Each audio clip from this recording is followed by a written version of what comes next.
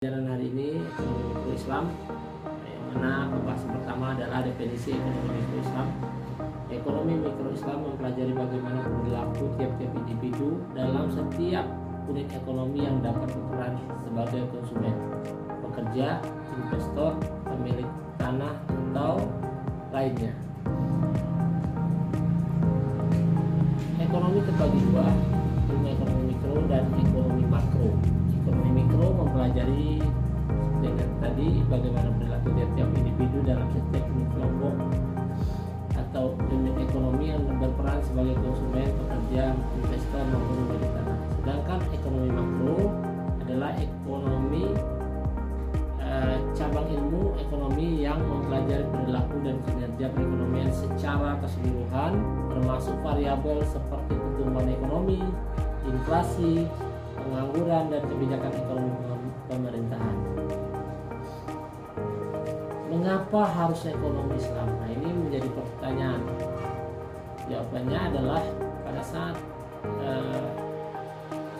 abad ke-16 Masehi, revolusi ilmu pengetahuan yang terjadi di Eropa Barat itu besar-besaran, dan ekonomi Islam mempunyai perbedaan sudut pandang dengan ekonomi konvensional.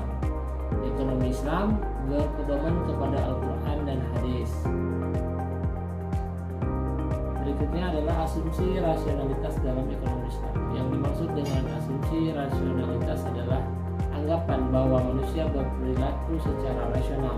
Maka rasional ini dalam arti kata masuk akal dan tidak akan membuat sesuatu yang di luar ketentuan, dan itu dikaji secara baik oleh pelakunya. Oke, kita lanjut lagi. Sembari nanti kalian menyiapkan pertanyaan. Nah, rasionalitas atau kepentingan pribadi itu prinsip pertama dalam ilmu ekonomi menurut Heidegger adalah bahwa setiap digerakkan oleh kemampuan. Teori utilitas modern yang aksiomatis tidak berasumsi bahwa manusia bersikap mementingkan kepentingan pribadinya. Nah, di sini ada teori konsumsi Islam, yaitu fungsi kesejahteraan, dan ada juga tentang fungsi tentang ekonomi. Nah, di sini juga ada hukum permintaan dan penawaran. Hukum permintaan adalah semakin tingginya harga suatu barang, maka semakin sedikit jumlah barang yang diminta. Sebaliknya, semakin rendah harga suatu barang, maka semakin banyak jumlah barang yang diminta. Namun dalam Islam konsep ini diperkaya dengan nilai-nilai moral dan etika, terutama terkait dengan kehalalan barang dan jasa yang diminta. Hukum penawaran adalah jika harga suatu barang naik, maka jumlah barang yang ditawarkan juga naik. Dan sebaliknya, jika harga suatu barang turun, maka jumlah barang yang ditawarkan juga akan turun. Namun dalam perspektif Islam, hukum penawaran ini berlandaskan pada prinsip dan etika moral seperti keadilan, kejujuran, dan menghindari kemudaratan. Nah, dalam Islam itu ada yang dinyatakan halal dan haram. Contoh, untuk transaksi jual beli hewan babi itu tidak dibolehkan dalam Islam. Dan juga Islam juga tidak membolehkan khamar atau minuman, narkotika, dan sebagainya. Di konvensional khamar boleh, tetapi ada yang khamar dan dari konvensional dan syariah tidak boleh, itu yaitu narkotika, dan ini dilarang oleh negara, jelas dasar hukumnya.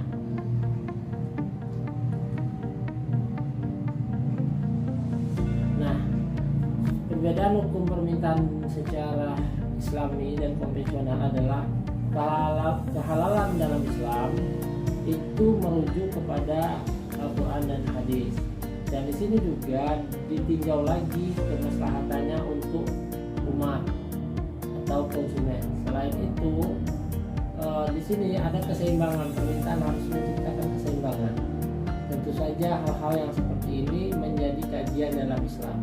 Selain itu, di konvensional semua bisa dilakukan, bisa ditransaksikan kecuali hal-hal yang melanggar hukum seperti yang saya sampaikan tadi, narkotika, penjualan barang-barang ilegal dan lain sebagainya. Dalam ilmu ekonomi ini antara ekonomi mikro dengan ekonomi makro itu jelas perbedaannya, yang mana seperti yang saya sampaikan sebelumnya, ekonomi mikro ini kalau bahasanya kecil dan kalau ekonomi makro besar. Mungkin itu saja dulu pertemuan kita hari ini, sembari kita akan mengadakan diskusi, dan selain itu saya akan mengadakan kuis.